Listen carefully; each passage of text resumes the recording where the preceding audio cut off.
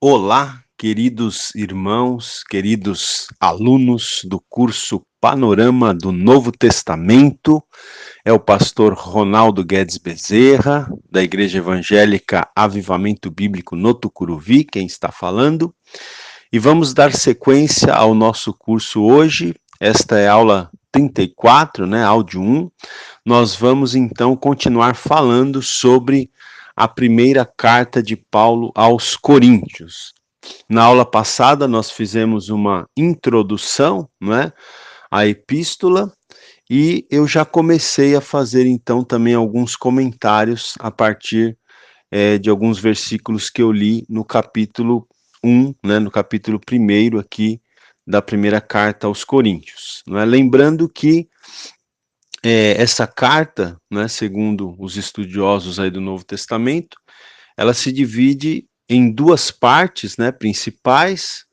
A primeira parte é uma resposta de Paulo, ao relatório dos da casa de Cloé, é isso que eu quero tentar abordar aqui nessa aula de hoje, e a segunda parte da epístola é uma resposta de Paulo, às consultas que a igreja havia feito a Paulo através de uma carta que havia sido enviada para o apóstolo Paulo. Bom, vamos lá, gente. A primeira coisa que a gente tem aqui, primeiro problema, dessa igreja que Paulo vai tratar é a questão das divisões internas na igreja,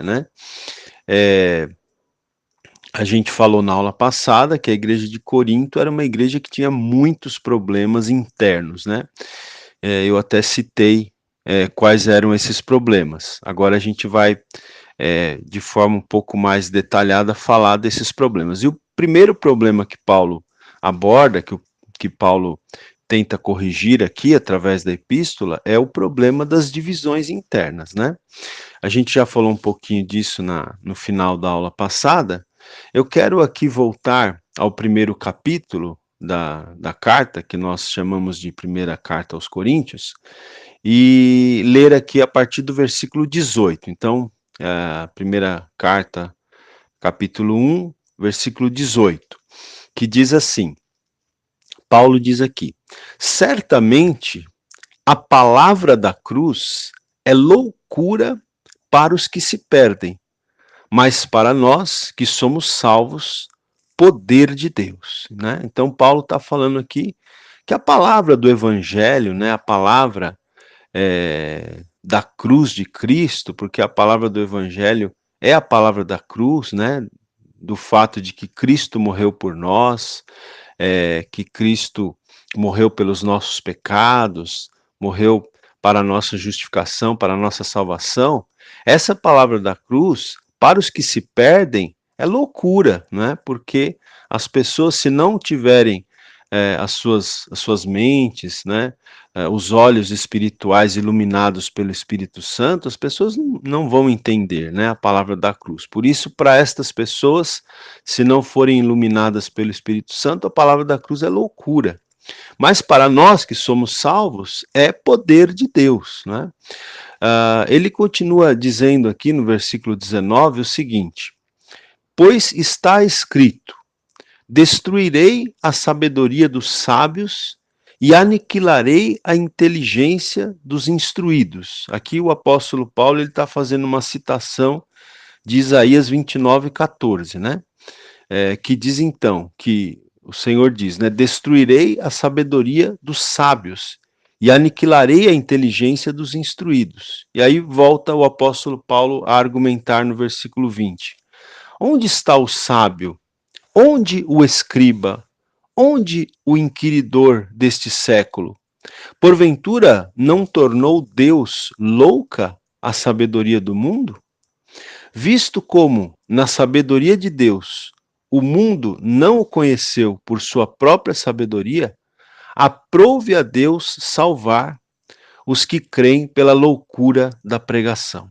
Então, Paulo está dizendo aqui que o mundo não pôde conhecer a Deus através da sua própria sabedoria, E que aprove ao Senhor salvar, então, aqueles que creem pela loucura da pregação, né?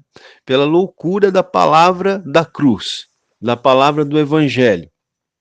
E por isso que ele desafia aqui, né, os sábios, os escribas, os inquiridores deste século, os sábios de acordo com a sabedoria do mundo. Paulo aqui, né, por assim dizer, os desafia, né? Onde está o sábio? Onde está o escriba? Por quê? Porque por sua própria sabedoria eles não conseguiram conhecer a Deus, né? Então, como ele diz aqui, aprove a Deus salvar os que creem pela loucura da pregação. E aí, no versículo 22, Paulo ainda fala assim, olha, porque tanto os judeus pedem sinais, como os gregos buscam sabedoria, né? É interessante, em vários momentos do ministério de Jesus, você vai ver que os judeus, né, que Jesus exerceu o seu ministério praticamente, né, quase que 100% entre os judeus, e os judeus, em alguns momentos do ministério de Jesus, eles pediam sinais para Jesus, para que eles pudessem crer, então, em Jesus, né? E então Paulo fala aqui que os judeus pedem sinais e os gregos buscam sabedoria, né? Então, enquanto os judeus buscavam sinais, pediam sinais, os gregos, eles eram o povo da filosofia, da sabedoria, né? Eu já devo ter falado isso na aula anterior, que os gregos, eles tinham a tradição da busca pela sabedoria, né? Através da filosofia, com os grandes filósofos, né? O Sócrates, o Platão, o Aristóteles, que tinham vivido 500 anos antes de Cristo, antes de Paulo, né? Então, e depois deles se criou essa tradição entre os gregos da busca pela sabedoria, né, através da filosofia. Então, Paulo ele fala aqui que os judeus pedem sinais e os gregos buscam sabedoria. Mas nós, verso 23, pregamos a Cristo crucificado, escândalo para os judeus, loucura para os gentios. Mas para os que foram chamados, tanto judeus como gregos, pregamos a Cristo, poder de Deus e sabedoria de Deus, né? Então, ele está dizendo aqui que os judeus pedem sinais, né, e os gregos buscam sabedoria. Mas nós pregamos a Cristo crucificado, que é escândalo para os judeus que querem sinais. Jesus termina se tornando para os judeus uma pedra de tropeço, né, um escândalo, né, e loucura para os gentios, porque os gentios, os gregos, querem entender as coisas com base na sabedoria humana, né? Mas a sabedoria de Deus, ela se recebe, né? A pessoa recebe a sabedoria de Deus por meio de iluminação do Espírito Santo, né?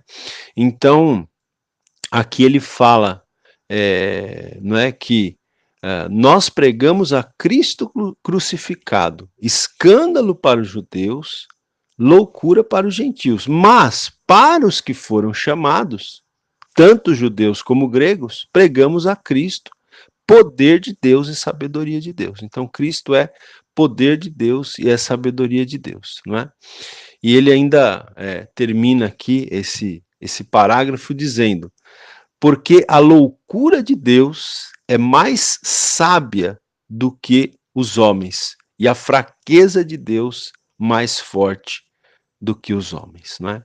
É um texto muito profundo, né, gente? Seria muito interessante se a gente pudesse ter mais tempo aqui para trabalhar cada um desses textos, né, com calma, mas infelizmente, para a gente fazer aí o panorama, né, para a gente cumprir a nossa meta de cobrir, né, o Novo Testamento em 64 aulas aí até o final do ano, a gente precisa de correr um pouquinho aqui. Então, eu vou seguir aqui ainda no capítulo 1º, né?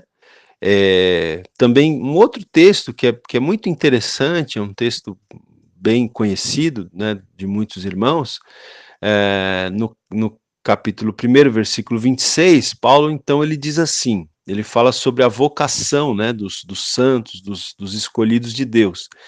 Ele diz: irmãos, reparai, pois, na vossa vocação, visto que não foram chamados muitos sábios segundo a carne, nem muitos poderosos, nem muitos de nobre nascimento.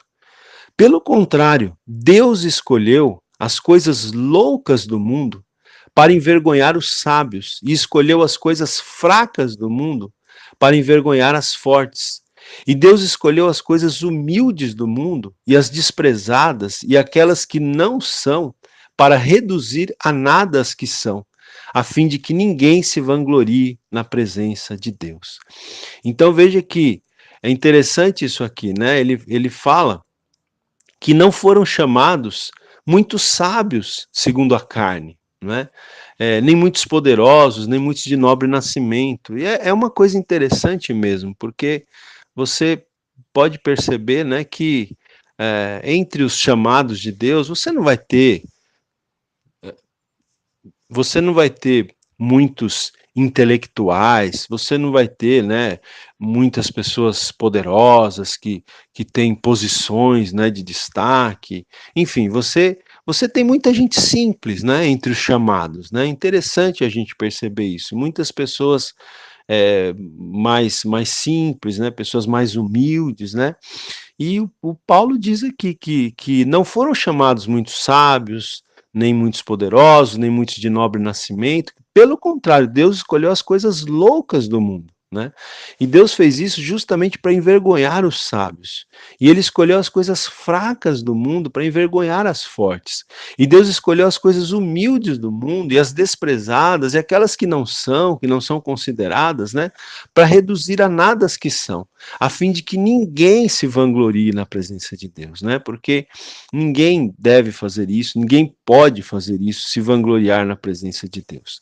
E aí Paulo termina aqui o capítulo 1 dizendo: mas vós sois dele, em Cristo Jesus, não é? Vocês são de Deus, em Cristo Jesus, o qual se nos tornou da parte de Deus sabedoria e justiça e santificação e redenção, para que, como está escrito, aquele que se gloria, glorie-se no Senhor, não é? Então Paulo diz aqui que Cristo se tornou para nós, da parte de Deus, ele se tornou sabedoria, ele se tornou justiça, ele se tornou santificação e redenção. E Paulo aqui ainda faz uma citação, né, de Jeremias, capítulo 9, 23 e 24, dizendo aqui, olha, portanto, né, diante de tudo isso que ele argumenta, que ele ensina aqui, aquele que se gloria, glorie-se no Senhor, né? Que ninguém glorie-se em si mesmo, mas que se temos alguém em quem se gloriar, que não seja em nós mesmos, que nos gloriemos no Senhor, né? É interessante que algumas pessoas até brincam, né, que tem alguns crentes, algumas pessoas que só faltam dizer, né, glória a mim, glorificado seja o teu nome, glória a mim, glorificado seja o meu nome, louvado seja eu, né? Mas não é assim, né? Você vê que a palavra de Deus destaca muito a questão da humildade, né? Os humildes, né? E, e a gente não deve se gloriar, né? Nós não podemos nos gloriar em nós mesmos, nós temos que nos gloriar no Senhor. Amém, meus queridos? Então é isso. Bom, gente, aqui a gente termina o capítulo 1. No capítulo 2 da primeira carta, né, dessa que a gente chama de primeira carta aos Coríntios, no capítulo 2, o apóstolo Paulo ele vai começar a falar um pouco sobre o caráter da sua pregação, né? O caráter da pregação de Paulo. É um texto muito interessante.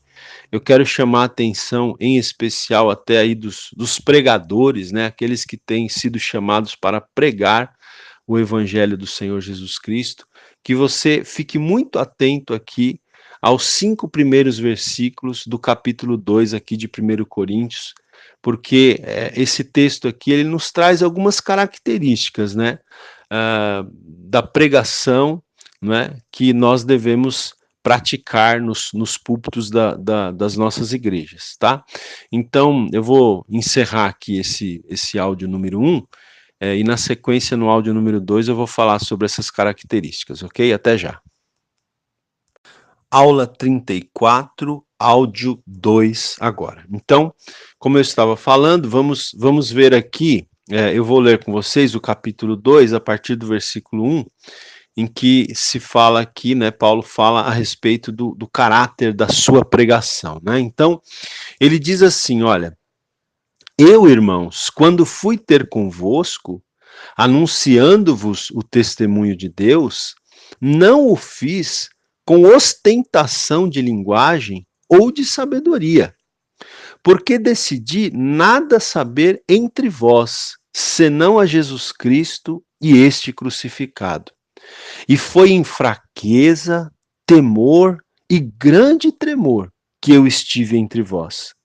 A minha palavra e a minha pregação não consistiram em linguagem persuasiva de sabedoria, mas em demonstração do Espírito e de poder, para que a vossa fé não se apoiasse em sabedoria humana, e sim no poder de Deus. Né? Esse texto é maravilhoso, é um texto que todos nós que somos pregadores deveríamos ler constantemente, não é? Para a gente avaliar, né, se a nossa pregação tem tido essas características aqui. Eu estou aqui com o livro do Robert Gundry. O Robert Gundry até ele faz um comentário sobre esse texto aqui. Ele diz o seguinte, né, que Paulo relembra que quando chegara a Corinto, ele pregara a cruz de Cristo em fraqueza e tremor, e não com os artificiais métodos retóricos empregados pelos filósofos sofistas. Então, havia já naquela época, né, principalmente praticado por esse grupo de filósofos, os chamados sofistas, né, existiam métodos artificiais retóricos empregados para, assim, para arrebatar as massas, vamos dizer assim, né? E até hoje isso existe ainda, né? Esses métodos, né? Então até o Robert Gundry continua dizendo aqui, tais métodos calculados a impressionar os ouvintes com a erudição e as habilidades do orador, destroem a eficácia da pregação do evangelho, né? Então, o pregador do evangelho, ele não pode, não é, confiar em métodos retóricos artificiais, né? Em métodos calculados com o objetivo de impressionar os ouvintes, né? Com a erudição, com as palavras difíceis, com as habilidades do orador.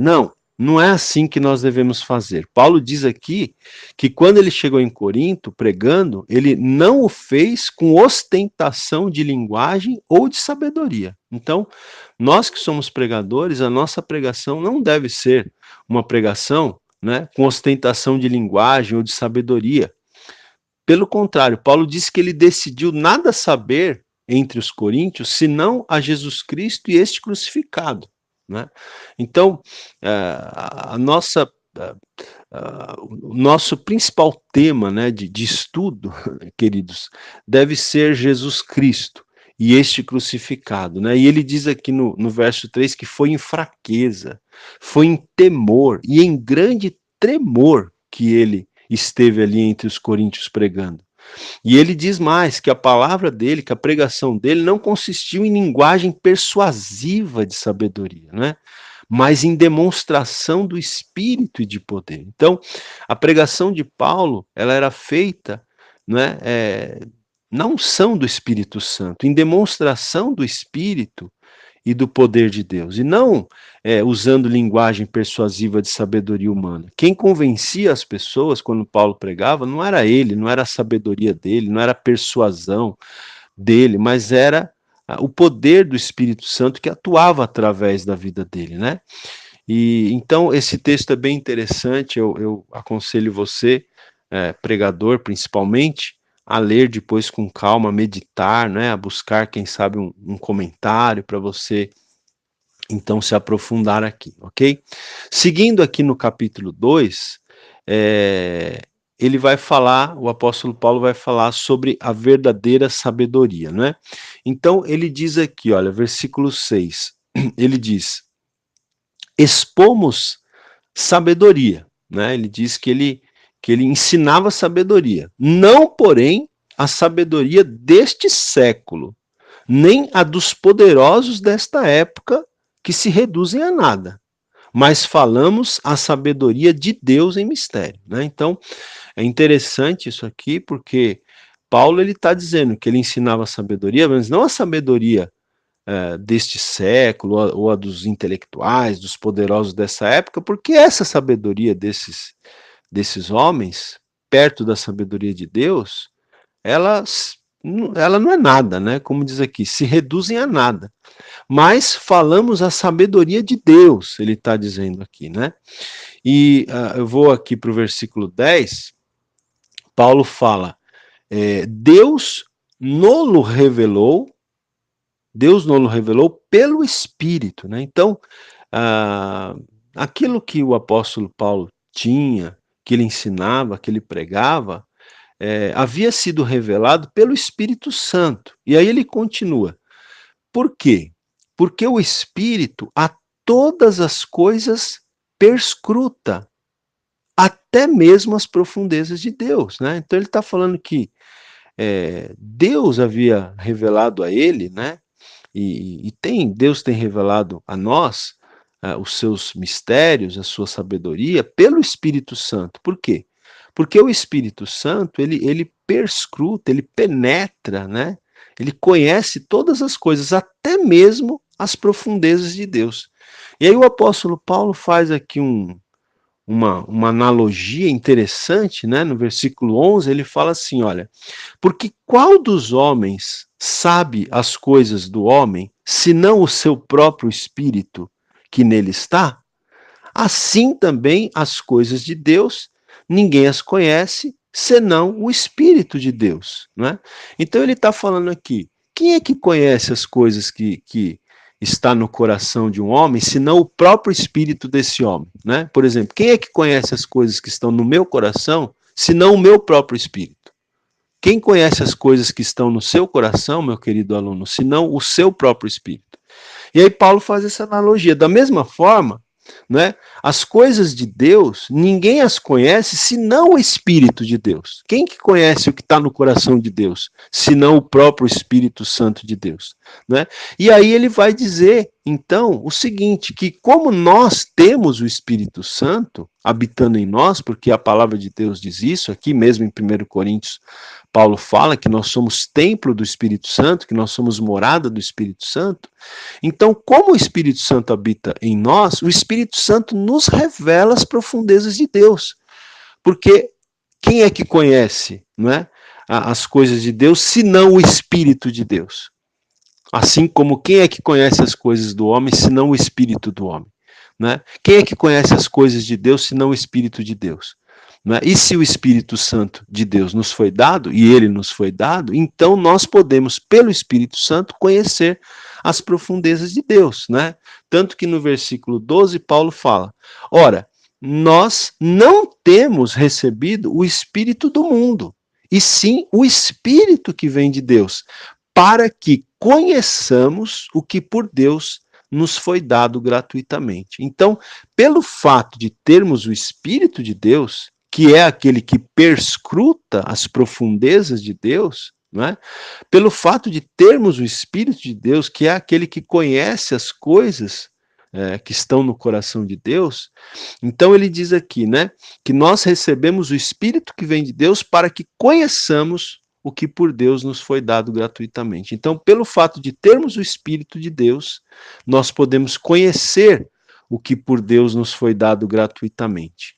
E aí o versículo 16, eu vou seguir aqui, pular alguns versículos, né? O versículo 16, que também é um versículo muito conhecido, o apóstolo Paulo faz uma pergunta aqui, ele diz assim, pois quem conheceu a mente do Senhor que o possa instruir?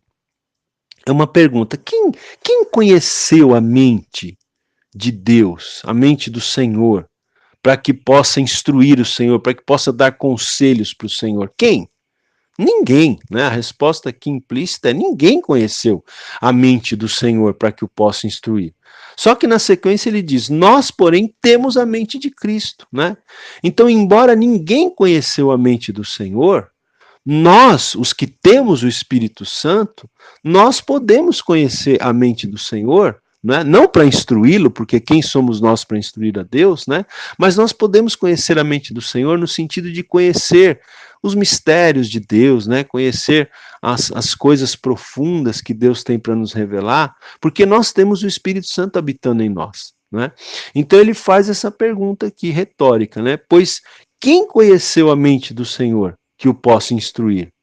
Né? A resposta que se espera é: ninguém. Ninguém conheceu a mente do Senhor a ponto de poder instruir o Senhor. Nós, porém, diz ele, temos a mente de Cristo. Por que temos a mente de Cristo? Porque temos o Espírito Santo em nós, né? E tendo o Espírito Santo em nós, podemos, portanto, ter a mente de Cristo, porque podemos conhecer as profundezas do coração de Deus, as profundezas do coração do nosso Senhor Jesus Cristo. Ok, meus queridos? Muito bem. Então vamos seguir aqui, né? Não podemos vacilar aqui no tempo. Então, o capítulo 3 de 1 Coríntios, Paulo volta aqui a falar mais especificamente daquele problema de divisões, né, de dissensões que estava ocorrendo ali na igreja, né? E aí ele começa aqui o capítulo 3, versículo 1, dizendo assim, olha: eu, porém, irmãos, não vos pude falar como a espirituais, e sim como a carnais, como a crianças em Cristo. Leite vos dei a beber, não vos dei alimento sólido, porque ainda não podíeis suportá-lo, nem ainda agora podeis, porque ainda sois carnais. Olha que palavra forte, né? Que exortação, né? Que Paulo dá aqui à igreja de Corinto.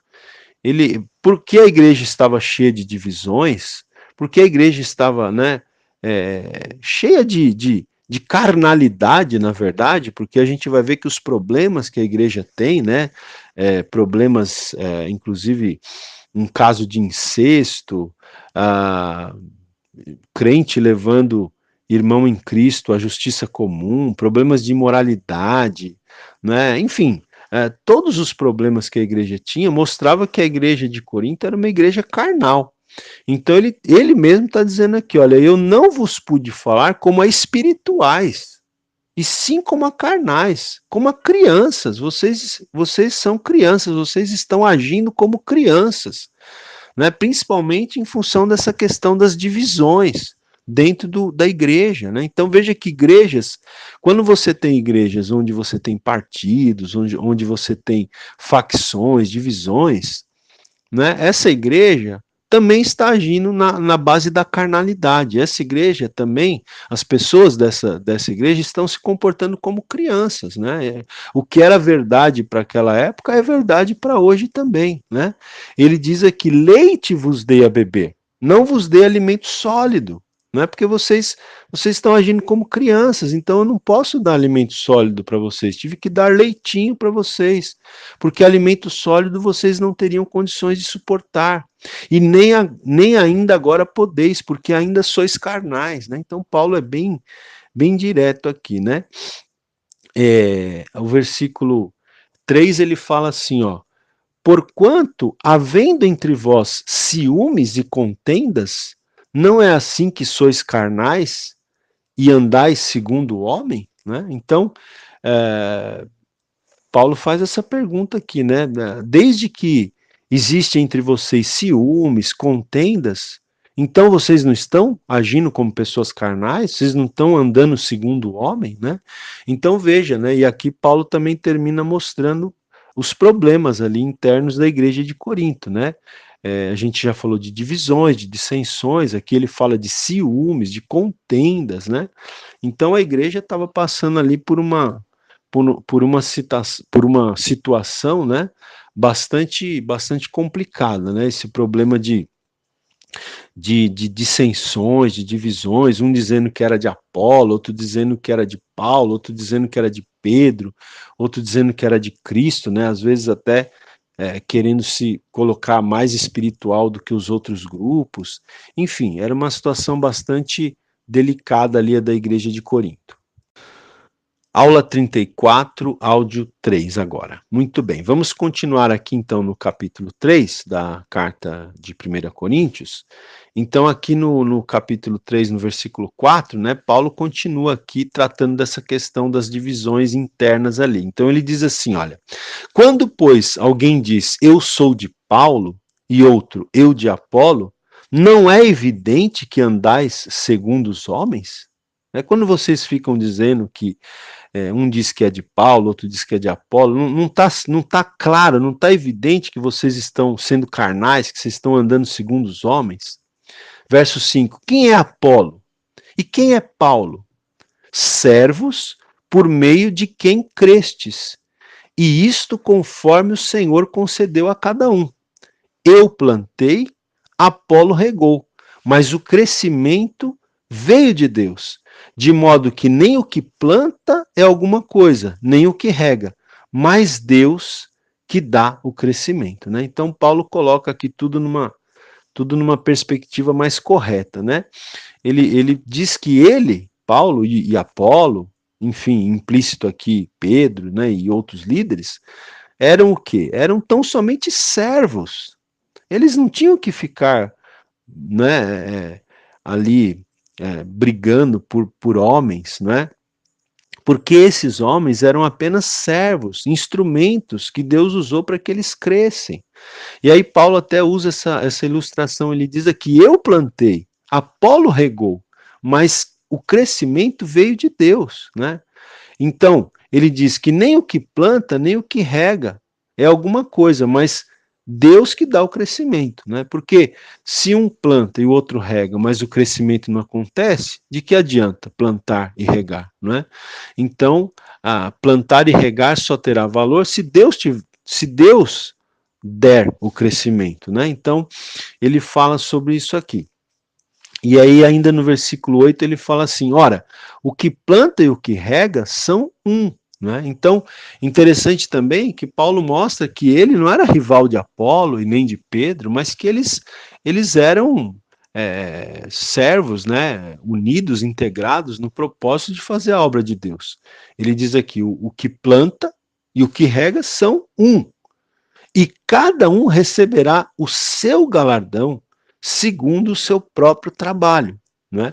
E aqui, então, quando Paulo fala isso, que cada um receberá o seu galardão, ele dá aqui uma espécie de deixa, né, para entrar no assunto que ele vai falar na sequência, que é um texto muito interessante também, no versículo 10 aqui do capítulo 3, quando ele diz assim, olha, segundo a graça de Deus que me foi dada, lancei o fundamento como prudente construtor, e outro edifica sobre ele, porém cada um veja como edifica, porque ninguém pode lançar outro fundamento além do que foi posto, o qual é Jesus Cristo. Então, o apóstolo Paulo está falando, né, que ele, como um construtor prudente, né, ele usa essa ilustração aqui, como um construtor prudente, ele, Paulo, lançou o fundamento, né? E qual é o fundamento? O fundamento é Jesus Cristo, e não pode ser outro. E aí ele diz aqui, e cada um preste bem atenção como edifica posteriormente em cima desse fundamento que foi colocado, né? Então, o alicerce, o fundamento desse edifício de Deus chamado igreja, né? O alicerce, o fundamento é Jesus Cristo, né? E depois cada um de nós vai edificar em cima desse fundamento, desse alicerce. Mas aí ele fala, cada um veja como edifica, né? E aí ele vai falar dos tipos de material, figuradamente falando, né? Ele vai falar dos tipos de material que se pode colocar em cima do fundamento, que é Cristo, né? Então veja, no versículo 12 ele fala, contudo, se o que alguém edifica sobre o fundamento é ouro, prata, pedras preciosas, madeiro, feno, palha, manifesta se tornará a obra de cada um, pois aquele dia, né, no final de tudo, né, pois o dia a demonstrará, porque está sendo revelada pelo fogo. E qual seja a obra de cada um, o próprio fogo o provará. Se permanecer a obra de alguém que sobre o fundamento edificou, esse receberá galardão. Se a obra de alguém se queimar, sofrerá ele dano, mas esse mesmo será salvo, todavia, como que através do fogo.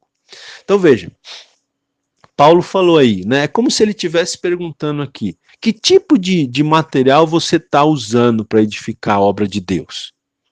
O fundamento é Cristo, não há outro. Agora, cada um tem que prestar bem atenção em que tipo de material que você usa para edificar a obra de Deus, para fazer a obra de Deus. Então, figuradamente, ele fala de 6 tipos de materiais. Ele fala de prata, né, ele fala de ouro, prata, pedras preciosas, madeira, feno e palha. E ele fala que naquele dia, o fogo, né, é uma metáfora, né, o fogo vai provar essas coisas. E aquele que permanecer, né, aquele que usou material bom e cujo material permanecer, esse vai receber galardão.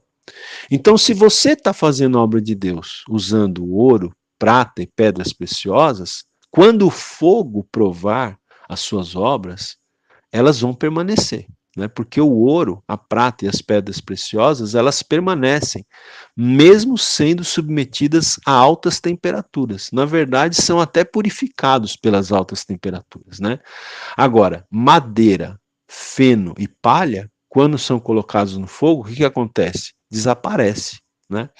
Então, gente, Paulo está falando isso aqui. Então, a gente vê, né, é uma coisa muito interessante, porque até hoje, né, nos nossos dias, tem muita gente que está fazendo a obra de Deus e está usando material de péssima qualidade, né? A pessoa o alicerce está colocado, é Cristo, mas o material que está sendo colocado é um material muito ruim, que o fogo devora. A pessoa está usando madeira, está usando palha, está usando feno, né? Não está usando material de boa qualidade. Então, o que vai acontecer? Essa pessoa, até o texto diz aqui, né? Naquele dia, ele vai até ser salvo, né? Porque a salvação é pela graça de Deus.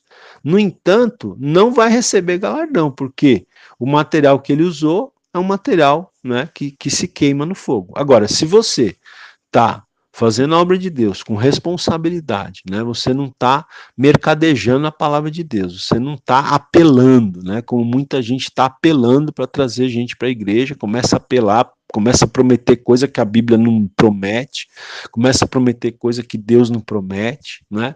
Se você não está apelando, se você está fazendo a obra de Deus com responsabilidade, né? Se você está buscando orientar as pessoas de acordo com a palavra de Deus, com a verdade, você está fazendo com comprometimento, né, com excelência as coisas de Deus, né, você está usando ouro, você está usando prata, você está usando pedras preciosas, naquele dia, né, as suas obras, né, a sua edificação sobre o fundamento que é Cristo vai ser provado pelo fogo e vai permanecer, porque ouro, prata e pedras preciosas permanecem, né? Então é uma interessante aplicação que o apóstolo Paulo faz aqui em 1 Coríntios capítulo 3, né, que depois eu também te incentivo a ler com calma aí, né, e se aprofundar. Bom, na sequência aqui, ainda no capítulo 3, ele vai dizer o seguinte, aqui no versículo 21, olha, eu vou pular alguns versículos aqui, ele diz assim, portanto, ninguém se glorie nos homens, né? Voltando aqui à questão das divisões, dos partidos que tinham lá na igreja de Corinto. Ninguém se glorie nos homens. Gente, nós não temos que nos gloriar nos homens, né? Nós temos que nos gloriar em Deus. Lembra que Paulo já tinha falado lá no final do capítulo 1, aquele que se gloria, glorie-se no Senhor. Não se glorie nos homens. Não é nos homens que você tem que se gloriar. Portanto, ninguém se glorie nos homens. Aí diz Paulo, porque tudo é vosso, seja Paulo, seja Apolo, seja Cefas, seja o mundo, seja a vida, seja a morte, sejam as coisas presentes, sejam as futuras, tudo é vosso, e vós de Cristo e Cristo de Deus, né? Então, ninguém se glorie nos homens, porque tudo é vosso, como diz aqui o apóstolo Paulo. Muito bem, vamos seguir, vamos aqui para o capítulo 4 de 1 Coríntios, né, dessa carta que a gente chama de 1 Coríntios. Mais uma vez, né, aqui Paulo volta a falar sobre a questão dos pregadores, né,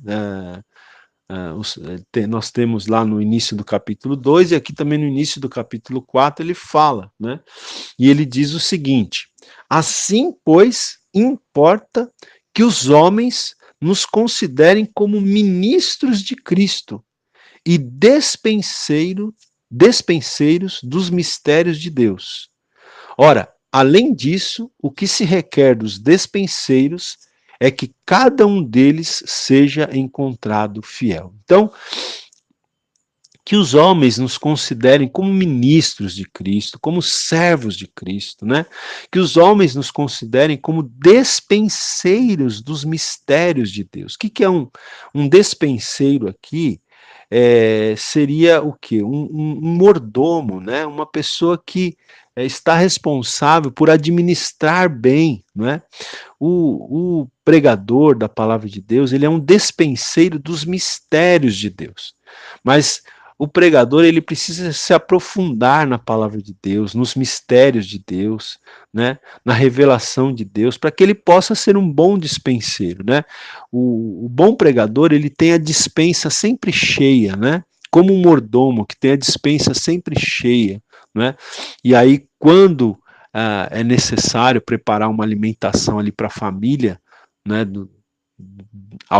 para a família a qual esse mordomo serve, esse mordomo então ele está com a despensa cheia, ele pode tirar ali aquilo que vai ser a melhor alimentação para aquela família. Assim o pregador também, ele tem que estar sempre com a despensa cheia, ele tem que estar sempre com a sua mente cheia da palavra de Deus, ele tem que sempre se aprofundar na palavra de Deus, né? Ele tem que sempre estar fazendo as suas anotações, ele tem que ter a sua despensa cheia, para que quando houver uma determinada necessidade, ele sabe o que servir, né? O que servir ao povo de Deus, às ovelhas de Cristo, né? A família de Deus. Então, como ele diz aqui, importa que os homens nos considerem como despenseiros dos mistérios de Deus. E ele diz ainda, ora, além disso, o que se requer dos despenseiros é que cada um deles seja encontrado fiel, né? Então, o que se requer de um mordomo é que ele seja fiel, de um dispenseiro, de um mordomo de Deus, daquele que ministra as coisas de Deus. O que se requer é que ele seja encontrado fiel. Gente, o que Deus requer não é a retórica, não é se a pessoa fala com eloquência ou não. Às vezes a pessoa pode falar com calma, com tranquilidade, né, sem aquela retórica brilhante, sem aquela eloquência brilhante, mas fala com fidelidade. Isso é que é importante. O que mais importa para Deus é a fidelidade que você tem ao ministério, que você tem à palavra de Deus. A gente precisa ser fiel. É isso que Deus espera de nós, fidelidade no ministério, né? E não necessariamente eloquência, uma oratória extremamente, né, depurada. Não é isso, né? Ele diz aqui, o que se requer dos despenseiros é que cada um deles seja encontrado fiel. Então, que cada um de nós, né, tanto eu que estou aqui falando, como você que está me ouvindo, principalmente você que é pastor, eu sei que tem vários pastores ouvindo esse curso, né? Vários presbíteros, vários dirigentes de congregação, você que é de repente um líder de célula, né? Você que tem a responsabilidade de ensinar a palavra de Deus, né? Você precisa ser um ótimo dispenseiro, você precisa estar com a sua dispensa cheia de alimento, né? de várias espécies de alimentos, vários tipos de alimento, né? E você precisa ser fiel na administração desses recursos, desses alimentos para o povo de Deus, porque o que se requer do dispenseiro é que cada um deles, cada um, todos eles e cada um deles sejam encontrados como fiéis diante do Senhor, diante do trabalho do Senhor. Aula 34, áudio 4 agora. Muito bem, aqui ainda mais para o final aqui do capítulo 4 da primeira carta aos Coríntios, o apóstolo Paulo ele ainda faz algumas admoestações aqui, né, aos Coríntios, e ele os admoesta como um pai, né? É interessante aqui a argumentação de Paulo também. Então veja, capítulo 4, versículo 15, ele diz assim: porque ainda que tivesseis milhares de preceptores em Cristo, não teríeis, contudo, muitos pais. Pois eu, pelo Evangelho, vos gerei em Cristo Jesus. Admoesto-vos, portanto, a que sejais meus imitadores. Olha aqui, que texto maravilhoso, né, gente? O apóstolo Paulo está dizendo aqui que ele, o apóstolo Paulo, tinha sido o instrumento que Deus tinha usado para gerar os coríntios em Cristo Jesus, né? Porque a gente sabe que Paulo foi o fundador dessa igreja lá em Corinto. Então ele está falando que ele, Paulo, pelo evangelho, diz aqui, eu pelo evangelho vos gerei em Cristo Jesus, né? Então, Paulo está falando aqui como se fosse, né, um pai, né, que ele era de fato um pai espiritual. Mas ele diz aqui, porque ainda que tivesses milhares de preceptores, o que seriam preceptores? Preceptores seriam tutores, né, instrutores. Ainda que vocês tivessem milhares de preceptores, de tutores, de instrutores, né, não teríeis, contudo, muitos pais, como eu sou pai de vocês, porque eu vos gerei em Cristo Jesus. Portanto, ele diz aqui, admoesto-vos a que sejais meus imitadores, né? Então aqui, além de tudo, Paulo ainda, não é, diz aqui, desafia os crentes de Corinto a que sejam imitadores dele, né? É muito interessante isso aqui, porque será que nós podemos dizer o que Paulo diz, né? Será que nós podemos nos dirigir às pessoas que nós influenciamos, que nós pastoreamos? Será que a gente pode olhar para essas pessoas e dizer, olha, eu quero que vocês sejam meus imitadores? Será que o nosso exemplo está sendo digno de ser imitado, né? Agora, gente, é muito interessante isso, né? Infelizmente, muitos cristãos estão dando muita atenção para muitos preceptores, né? Mas não estão dando atenção para os seus pais espirituais, né? Então, preste bem atenção, né? Naquilo que o seu pai espiritual estiver falando, né? Isso aqui é uma coisa para a gente pensar, para a gente meditar também. E ainda aqui no final do capítulo 4, né, o apóstolo Paulo ainda diz aqui, né, alguns se ensoberbeceram, né, Paulo confronta ali os crentes de Corinto, dizendo que alguns haviam se ensoberbecido ali, né, até por essa questão das divisões e outras questões, estavam muito soberbos, né, então Paulo fala, alguns se ensoberbeceram como se eu não tivesse de ir ter convosco, mas em breve irei visitar-vos,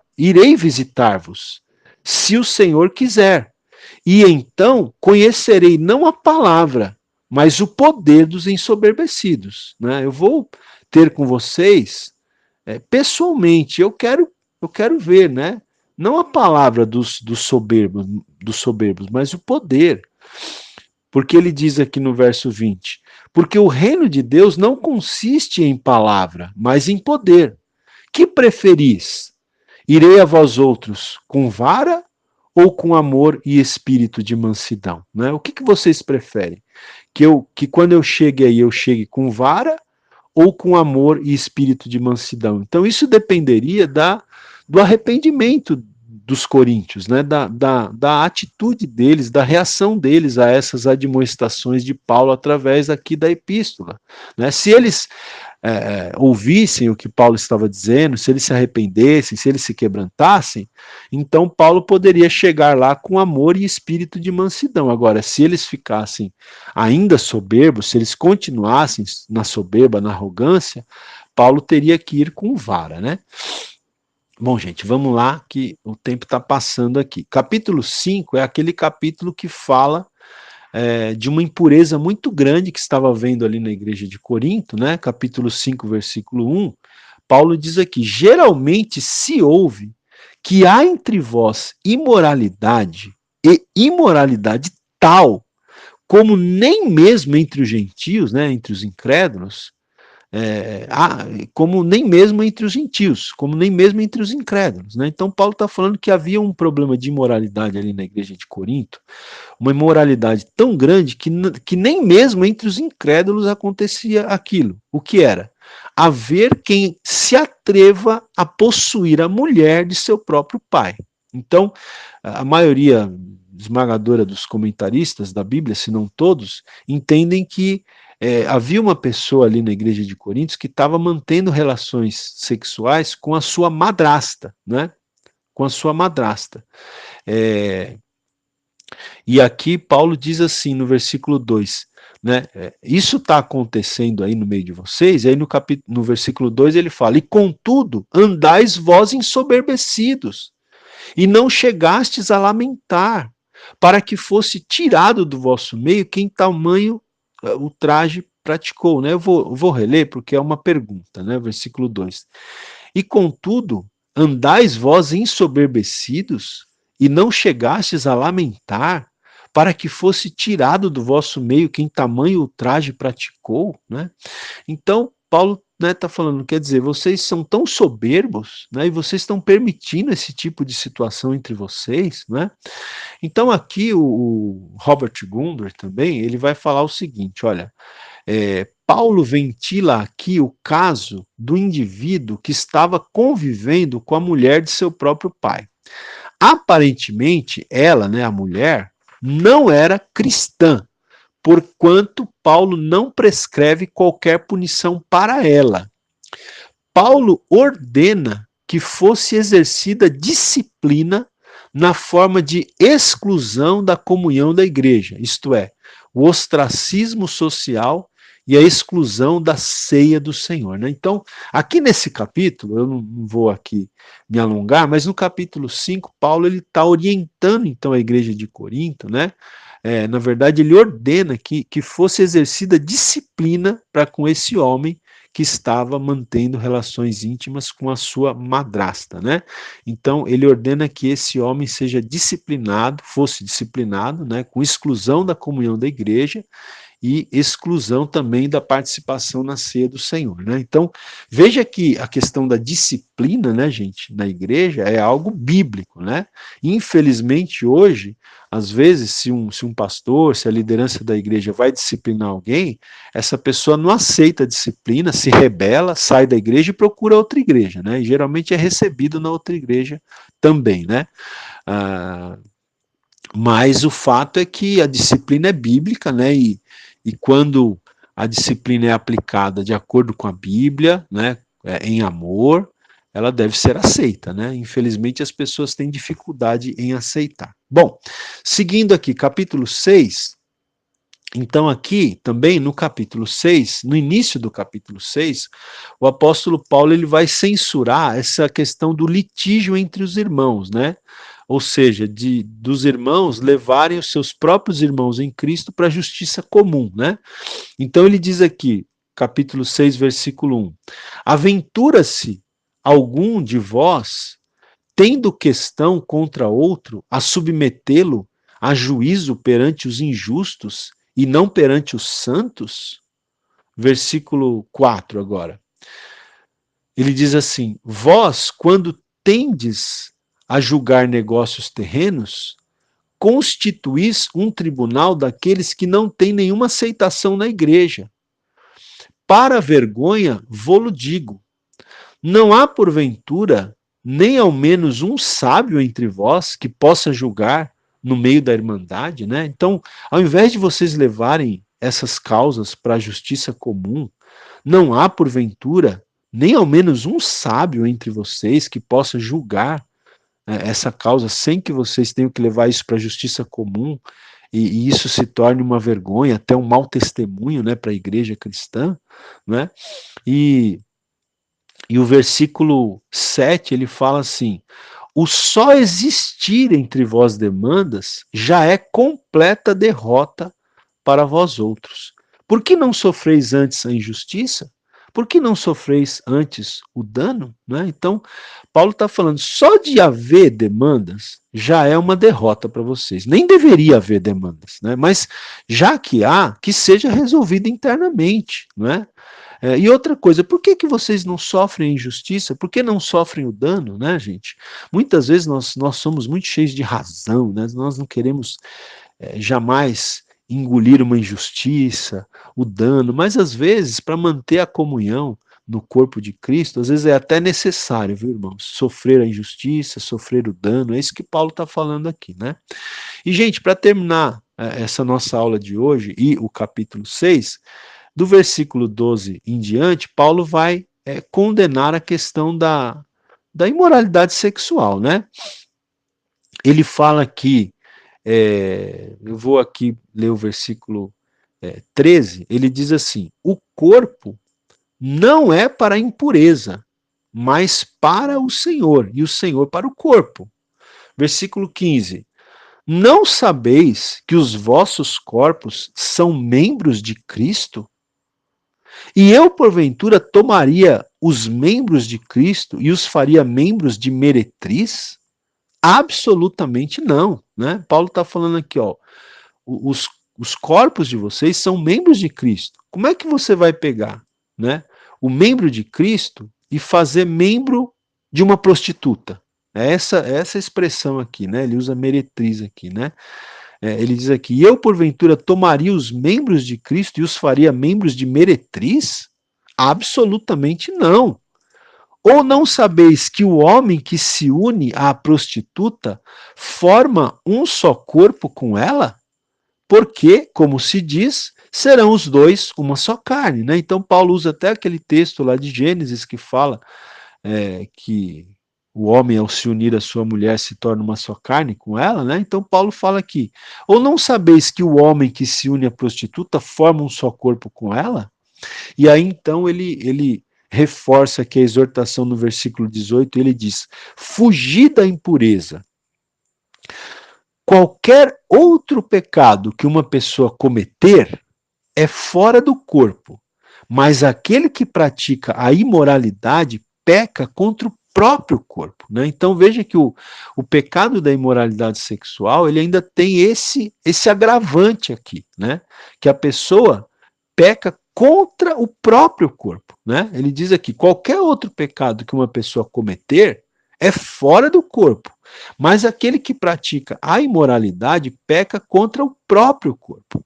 E aí no verso 19 ele diz: acaso não sabeis que o vosso corpo é santuário do Espírito Santo, que está em vós, o qual tendes da parte de Deus, e que não sois de vós mesmos? Porque fostes comprados por preço.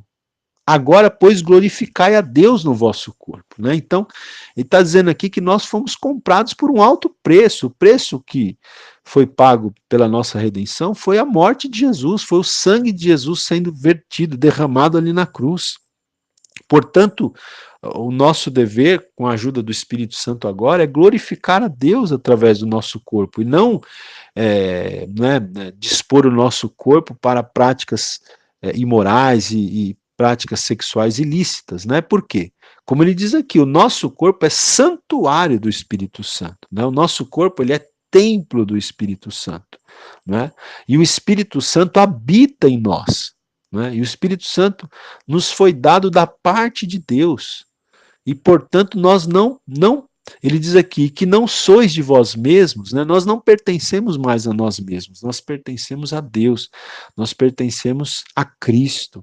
O nosso corpo é santuário, é habitação, é templo, é morada do Espírito Santo. Portanto, não podemos nos envolver em nenhum tipo de imoralidade sexual. Ok, meus queridos? Muito bem, estamos aqui terminando essa aula, tá? Então, nessa aula de hoje, a gente falou, né, da resposta de Paulo ao relatório dos da casa de Clói. Na aula que vem, permitindo Deus, vamos falar das respostas de Paulo àquela carta que os crentes de Corinto enviaram para ele, perguntando sobre vários assuntos, sobre várias questões. Até lá, então, Deus abençoe a tua vida em nome de Jesus.